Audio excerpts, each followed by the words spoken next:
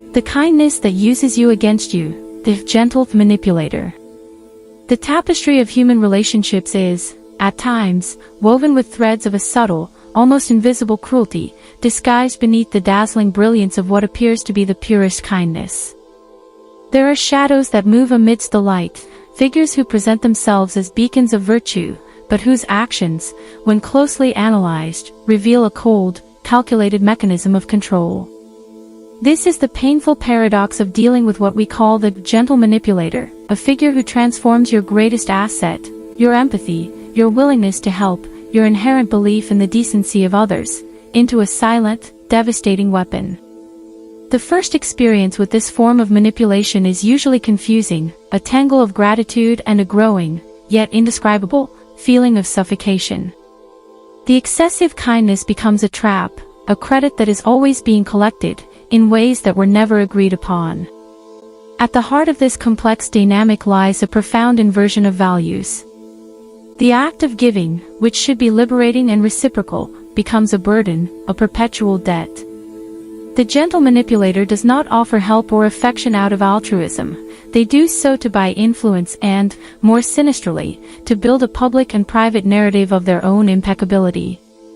It is an emotional investment with a guaranteed return, the submission and unquestioning loyalty of the victim.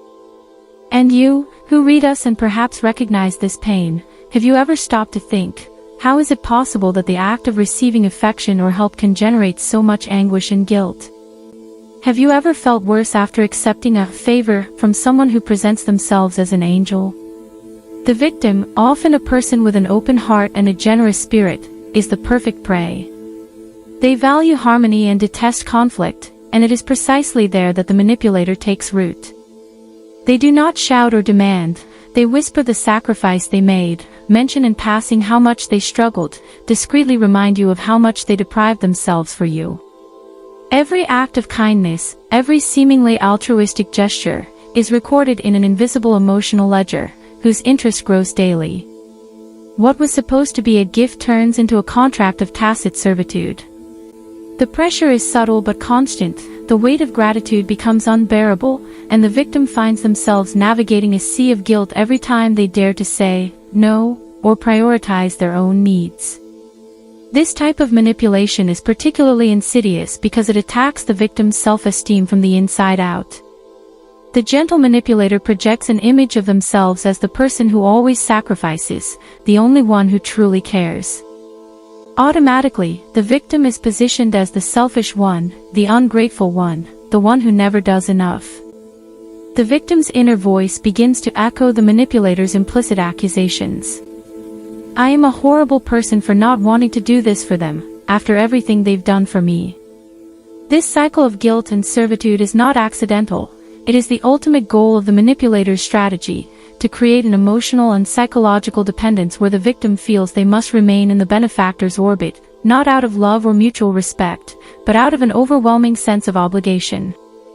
The gentle manipulator's theater manifests itself in various daily scenes. In the workplace, they are the colleague who stays late, helping with your project, but then makes sure everyone knows how much they sacrificed, subtly undermining your credit.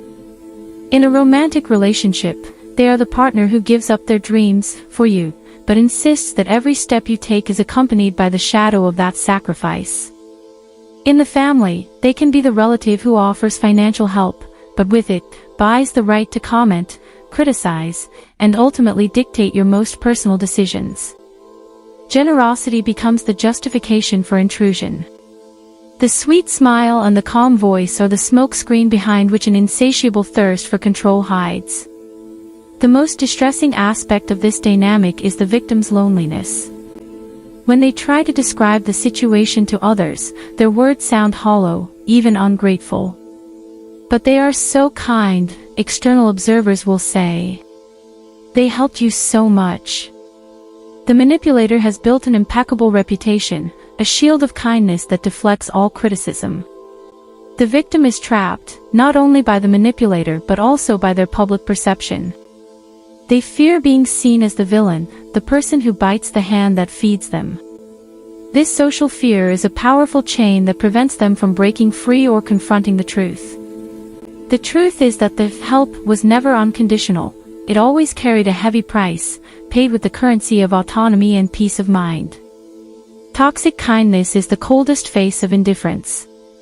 It does not seek the other's well-being, but rather the other's utility for the maintenance of their own ego and control.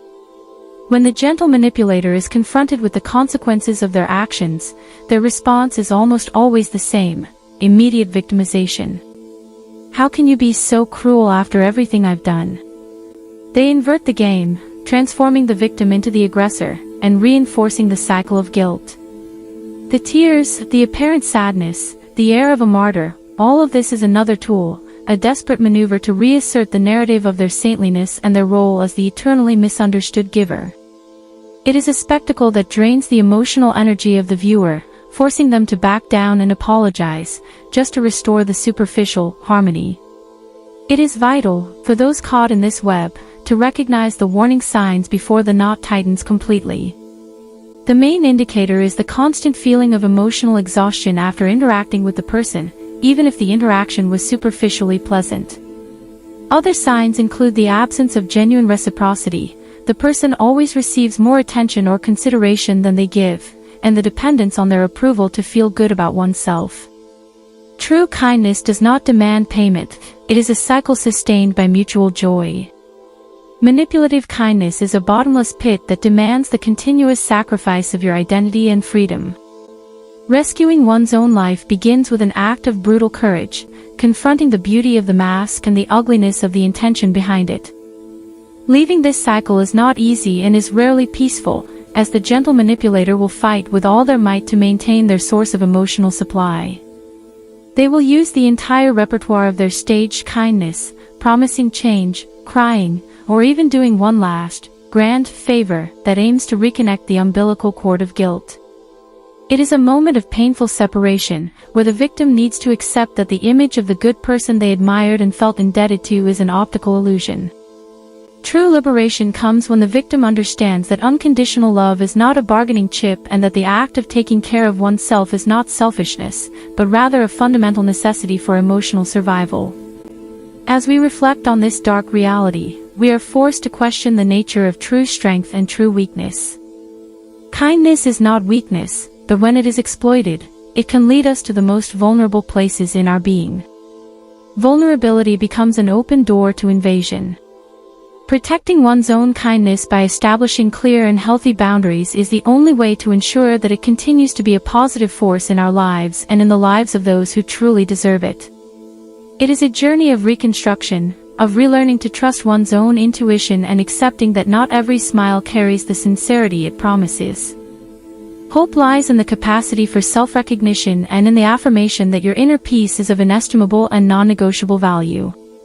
May this reflection serve as a mirror and a call to action for all who feel caught in the webs of forced gratitude. Your life belongs to you, and the only debt you have is to your own health and happiness. Breaking away from the gentle manipulator is, in essence, an act of emotional self-defense of the highest order. Given everything we have discussed about the gentle manipulator, I would really like to know your opinion. Do you believe that manipulation disguised as kindness is one of the most difficult forms of abuse to detect and, especially, to prove? And, from your point of view, is there a definitive solution to the vicious cycle created by this dynamic, or is the only way out total distance?